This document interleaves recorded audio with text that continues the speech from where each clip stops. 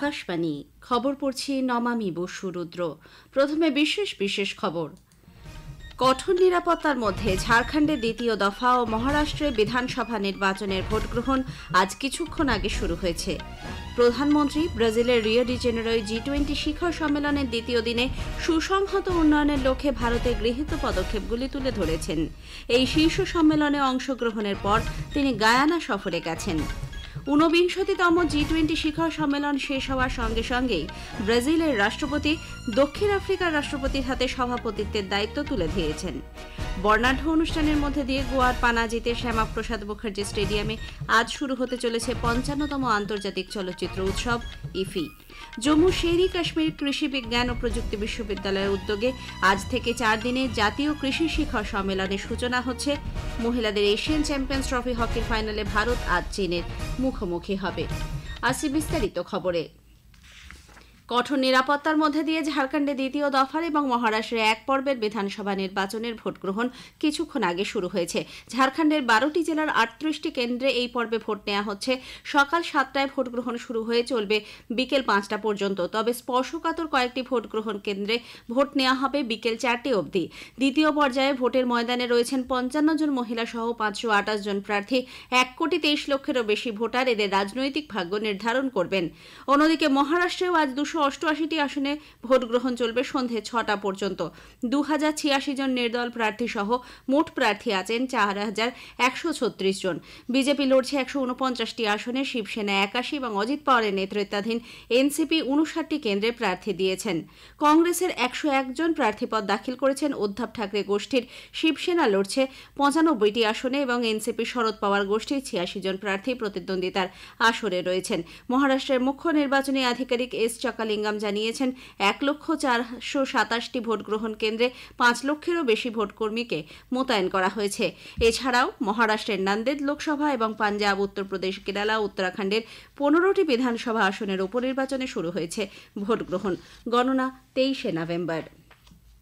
BJP মহারাষ্ট্রের কংগ্রেস সভাপতি নানা পটোলে এবং এনসিপি শরদ পাওয়ার গোষ্ঠীর নেত্রী সুপ্রিয়া সুলের বিরুদ্ধে বিটকয়েন সংক্রান্ত বেআইনি লেনদেনে জড়িত থাকার অভিযোগ করেছে। বিজেপির মুখপাত্র ড সুধাংশু ত্রিবেদী গতকাল নতুন দিল্লিতে সংবাদ মাধ্যমে প্রকাশিত এই সংক্রান্ত খবর ও অডিও ফাইলের কথা উল্লেখ করেন। মহারাষ্ট্রের নির্বাচনকে প্রভাবিত করতে পটোলে ও সুপ্রিয়া বিটকয়েন ভাঙানোর চক্রান্ত করছিলেন বলে ওই অডিও ফাইলে তাদের কথোপকথনে শোনা গেছে বলে শ্রী ত্রিবেদীর দাবি। এর মধ্যে বিরোধী মহাবিকাশ আঘাড়ির প্রকৃত রূপ প্রকাশ পেয়েছে বলেও তিনি অভিযোগ করেন। কংগ্রেস ও এনসিপি শরদ পাওয়ার গোষ্ঠীর কাছ থেকে তিনি এ ব্যাপারে জবাবদিহি তলব করেছেন। প্রধানমন্ত্রী নরেন্দ্র মোদী ব্রাজিলের রিও ডি জেনেরোয় আয়োজিত G20 শিখর সম্মেলনের দ্বিতীয় দিনে সুসংহত উন্নয়ন এবং শক্তি রূপান্তরের ওপর প্রথম অধিবেশনে ভাষণ দেন। তিনি বলেন, নতুন দিল্লি G20 শীর্ষ সম্মেলনে এই গোষ্ঠী বিশ্বে পুনর্নবীকরণযোগ্য শক্তির ভাণ্ডার 3 গুণ এবং 2030-এর মধ্যে শক্তি সক্ষমতা দ্বিগুণ বাড়ানোর বিষয়ে সংকল্প নিয়েছে। সুসংহত উন্নয়নকে অগ্রাধিকারের তালিকায় নিয়ে আসার জন্য ব্রাজিলের সিদ্ধান্তকে তিনি স্বাগত জানান। ভাষণে শ্রী মোদী সুসংহত উন্নয়নের লক্ষ্যে ভারতের গৃহীত পদক্ষেপগুলি তুলে ধরেন। এর মধ্যে রয়েছে গত 10 বছরে 4 কোটি পরিবারের বাসস্থানের বন্দোবস্ত, গত 5 বছরে 12 কোটি বাড়িতে পানীয় জল সরবরাহ, 10 কোটি পরিবারের কাছে স্বচ্ছ জ্বালানি পৌঁছে দেওয়া এবং 11.5 কোটি পরিবারে শৌচালয়ের ব্যবস্থা করা। তিনি প্যারিস প্রতিশ্রুতি পূরণের লক্ষ্যেও ভারতের নানা সাফল্যের কথা জানান। শ্রী মোদী বলেন, 2030-এর মধ্যে দেশে 500 গিগাওয়াট পুনর্নবীকরণযোগ্য শক্তি উৎপাদনের লক্ষ্য নেওয়া হয়েছে, যার মধ্যে 200 গিগাওয়াটের লক্ষ্যে এখনই পৌঁছানো সম্ভব হয়েছে। আন্তর্জাতিক সৌরজোট, বিপর্যয় প্রতিরোধকারী পরিকাঠামোর জন্য সহযোগিতা, মিশন লাইফ, এক সূর্য এক পরিবার এক গ্রিড এবং বিশ্বব্যাপী জৈব জ্বালানি জোট সহ নানা উদ্যোগের বিষয়ে তার বক্তব্যে উঠে আসে। দক্ষিণী বিশ্বের দেশ, বিশেষত ছোট বিকাশশীল দ্বীপপুঞ্জের দেশগুলির সুসংহত বিকাশের প্রয়োজনীয়তার উপর গুরুত্ব আরোপ করেন তিনি। ঊনবিংশতিতম G20 শিখর সম্মেলন শেষ হওয়ার সঙ্গে সঙ্গে ব্রাজিলের রাষ্ট্রপতি লুলা দা সিলভা সভাপতিত্বের দায়িত্ব দক্ষিণ আফ্রিকার রাষ্ট্রপতি সিরিল রামাফোসার হাতে তুলে দেন। সমাপ্তি ভাষণে রাষ্ট্রপতি লুলা ব্রাজিলের সভাপতিত্বে গৃহীত বিভিন্ন উদ্যোগের কথা বলেন। সেগুলি হল ক্ষুধা ও দারিদ্র্যের বিরুদ্ধে বিশ্বজোট গড়ে তোলা, কর ব্যবস্থাপনা নিয়ে বিতর্কের সূচনা, কেন্দ্রীয় ব্যাংক ও অর্থমন্ত্রীদের এজেন্ডায় জলবায়ু পরিবর্তনের বিষয়টিকে অন্তর্ভুক্ত করা প্রভৃতি। মহিলাদের ক্ষমতায়নে কর্মগোষ্ঠী জাতিসাম্যের লক্ষ্যে অষ্টাদশ সুসংহত উন্নয়নের প্রস্তাব 2030-এর মধ্যে পুনর্নবীকরণযোগ্য শক্তির ক্ষমতা বাড়ানো, স্থানীয়ভাবে প্রতিষেধক ও ওষুধ উৎপাদনে জোট গড়ে তোলারও উদ্যোগ নেওয়া হয়েছে বলে লুলা জানিয়েছেন। স্বাস্থ্য ব্যবস্থায় নতুন এবং নিরন্তর চলে আসা চ্যালেঞ্জ মোকাবিলায় সম্মিলিত প্রয়াস গ্রহণের জন্য এবারে শীর্ষ সম্মেলন চলাকালীন বেশ কয়েক দফা বৈঠক করে। রাষ্ট্রপতি লুলা জানান, দক্ষিণ আফ্রিকার সভাপতিত্ব শেষ হলে গোষ্ঠীর সব দেশেরই একবার করে এই দায়িত্ব পালন করা সম্পন্ন হবে। রিও ডি জেনেরো G20 শিখর সম্মেলনে অংশ নেওয়ার পর প্রধানমন্ত্রী নরেন্দ্র মোদী 3 দিনের গায়ানা সফর শুরু করেছেন। 1968 সালের পর এই প্রথম কোনো ভারতীয় প্রধানমন্ত্রী সেদেশ সফর করছেন। সফরকালে শ্রী মোদী জর্জটাউনে গায়ানার রাষ্ট্রপতি ড মোহাম্মদ ইরফান আলীর সঙ্গে বৈঠক করবেন। এছাড়াও দ্বিতীয় ক্যারিকম ভারত শীর্ষ সম্মেলনে অংশগ্রহণের পাশাপাশি ক্যারিকম সদস্য দেশগুলির নেতৃবৃন্দের সঙ্গে বৈঠক করবেন তিনি। ওই অঞ্চলের বিভিন্ন দেশের সঙ্গে ভারতের মৈত্রী সম্পর্ককে আরও সুদৃঢ় করার লক্ষ্যেই এই বৈঠক। একই সঙ্গে প্রধানমন্ত্রী মোদী গায়ানার সংসদে ভাষণ দেবেন। প্রধানমন্ত্রী আগামী 24শে নভেম্বর আকাশবাণীতে মন কি বাত অনুষ্ঠানে তাঁর চিন্তাভাবনা দেশ বিদেশে মানুষের সঙ্গে ভাগ করে নেবেন। এটি হবে অনুষ্ঠানের 116তম পর্ব।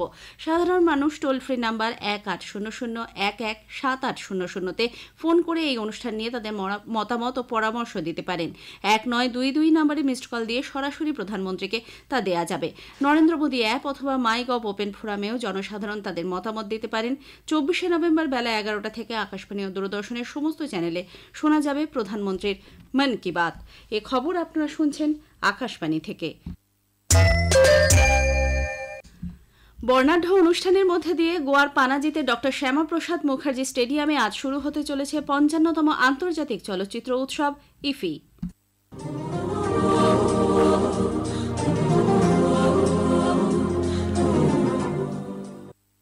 তারকা খচিত উদ্বোধনী অনুষ্ঠান শুরু হবে বিকেল 5টায়। ভারতীয় অভিনেতা অভিষেক ব্যানার্জি এবং ভূমি পেন্টকার অনুষ্ঠান পরিচালনা করবেন। আকাশবাণীর সঙ্গে একান্ত সাক্ষাৎকারে তথ্য সম্প্রচার মন্ত্রকের সচিব সঞ্জয় জাজু বলেন, উদ্বোধনী অনুষ্ঠান মঞ্চ থেকেই প্রসার ভারতীর ওটিটির সূচনা হবে।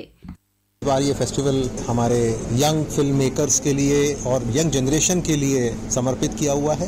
इस बार के फेस्टिवल में न केवल यंग डेब्यू डायरेक्टर्स के लिए मौका है अपनी फिल्में दिखाने का, कंपटीशन में रहने का, साथ ही साथ क्रिएटिव माइंड्स ऑफ टुमारो में 100 और यंग बडिंग क्रिएटर्स आ रहे हैं जो कि अपना यहाँ पर काम दिखाएंगे। इसके साथ साथ बहुत अच्छा पार्टिसिपेशन है इंटरनेशनल लेवल से। लगभग 100 कंट्रीज की 400 से ज़्यादा फिल्मों का यहाँ पे प्रदर्शन होगा। গোয়ার মুখ্যমন্ত্রী প্রমোদ সাওয়ান্ত বলেন, উদ্বোধনী অনুষ্ঠানে যাবতীয় প্রস্তুতি ইতিমধ্যেই সম্পন্ন। बार भी एंटरटेनमेंट का कार्यक्रम खास आकर्षण रहेगा। गोवा के साथ साथ इंटरनेशनल एंड नेशनल गेस्ट इस प्रोग्राम में जो आ रहे, they will enjoy the inauguration programme. भीड़ इसी इनॉग्रेशन कार्यक्रम के लिए रहेगी। এবছরের উৎসবের ফোকাস কান্ট্রি অস্ট্রেলিয়া। সে দেশের সংস্কৃতিকে তুলে ধরতে দ্য জান্নাভি ড্যান্স ক্ল্যান একটি অনুষ্ঠান পরিবেশন করবেন। এছাড়াও পরিবেশিত হবে একাধিক সাংস্কৃতিক অনুষ্ঠান। এর আগে পাঞ্জিমে মাইকেল গ্রেসির প্রথম সিনেমা বেটারম্যান দিয়ে রেড কার্পেট প্রিমিয়ারের সূচনা হবে। দুপুর 2টোয় এই ছবি দেখানো হবে। বিশিষ্ট ব্রিটিশ পপস্টার রবি উইলিয়ামসের জীবনের ওপর চলচ্চিত্রায়িত হয়েছে এই ছবি। এই প্রথমবার উদ্বোধনী অনুষ্ঠানটি সাইন ল্যাঙ্গুয়েজে ব্যাখ্যা করা হবে যাতে তা সকলের কাছে পৌঁছয়। সবকা মনোরঞ্জনের লক্ষ্যেই এই উদ্যোগ। জম্মু শেরি কাশ্মীর কৃষি বিজ্ঞান ও প্রযুক্তি বিশ্ববিদ্যালয়ের উদ্যোগে আজ থেকে 4 দিনে জাতীয় কৃষি শিখর সম্মেলনের সূচনা হয়েছে। কৃষকদের উচ্চ প্রযুক্তির ব্যাপারে জ্ঞান ও যন্ত্রপাতির ব্যবহার সম্পর্কে সচেতন করতে এবং কৃষিক্ষেত্রে উদ্ভূত চ্যালেঞ্জকে সামনে রেখে উন্নত উৎপাদনশীলতা বাড়িয়ে তোলাই এই সম্মেলনের মূল লক্ষ্য। জম্মু কাশ্মীর, পাঞ্জাব, হিমাচল প্রদেশ, হরিয়ানা, উত্তরাখণ্ড এবং কেন্দ্রশাসিত লাদাখের প্রায় 15,000 কৃষক ও কৃষিজীবী সম্মেলনে অংশ নেবেন। রাজ্যের চুক্তিভিত্তিক কর্মীদের স্থায়ীকরণের সংক্রান্ত সরকারি নির্দেশ তেলেঙ্গানা হাইকোর্ট বাতিল করে দিয়েছে। বিহারের সরকারের এই সিদ্ধান্ত সংবিধানের পরিপন্থী বলে নির্দেশে উল্লেখ করা হয়েছে। যদিও ইতিমধ্যেই যারা স্থায়ী হয়েছেন তাদের বহিষ্কার করা যাবে না বলেও মত ব্যক্ত করেছে হাইকোর্ট। এখন থেকে সরকারি শূন্যপদ আইন মেনে পরীক্ষা নিয়েই পূরণ করতে হবে বলে হাইকোর্ট মত ব্যক্ত করেছে। মহিলাদের এশিয়ান চ্যাম্পিয়ন্স ট্রফি হকির ফাইনালে ভারত আর চীনের মুখোমুখি হবে। বিহারের রাজগীর স্টেডিয়ামে খেলা শুরু হবে বিকেল 4:45-এ। ভারত এই প্রতিযোগিতায় একমাত্র দল যারা কোনো ম্যাচেই পরাজিত হয়নি। সেমিফাইনালে গতকাল তারা 2-0 গোলে জাপানকে হারিয়ে দেয়।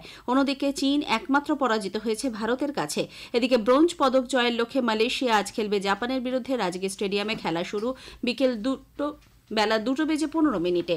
শেষ করার আগে খবরের বিশেষ কিছু অংশ আরও একবার। কঠোর নিরাপত্তার মধ্যে ঝাড়খণ্ডের দ্বিতীয় দফা ও মহারাষ্ট্রে বিধানসভা নির্বাচনে ভোট গ্রহণ আজ কিছুক্ষণ আগে শুরু হয়েছে। ব্রাজিলের রিও ডি জেনেরোয় G20 শিখর সম্মেলনে অংশগ্রহণের পর প্রধানমন্ত্রী নরেন্দ্র মোদী গায়ানা সফরে গেছেন। বর্ণাঢ্য অনুষ্ঠানের মধ্যে দিয়ে আজ শুরু হতে চলেছে 55তম আন্তর্জাতিক চলচ্চিত্র উৎসব ইফি। খবর শেষ হলো।